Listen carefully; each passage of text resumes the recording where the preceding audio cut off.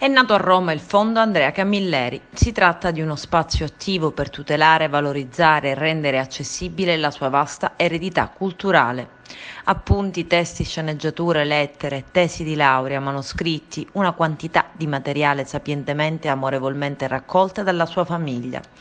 Una bella notizia perché lui ha sempre meticolosamente e silenziosamente conservato i frutti della sua genialità.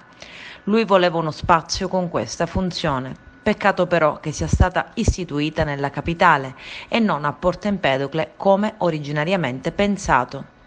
Sono assai triste, dice l'ex sindaco empedoclino Lillo Firetto, perché questa funzione doveva essere svolta dalla Fondazione Camilleri, costituita mentre egli era in vita su iniziativa mia, dello scrittore e della sua famiglia, insieme ad Antonio Sellerio.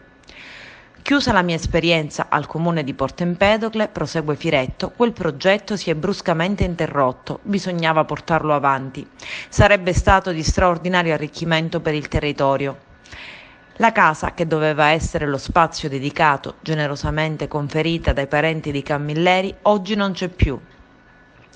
È stata rasa al suolo a seguito di un'ordinanza del comune, che era socio della fondazione, una situazione paradossale, un danno incalcolabile.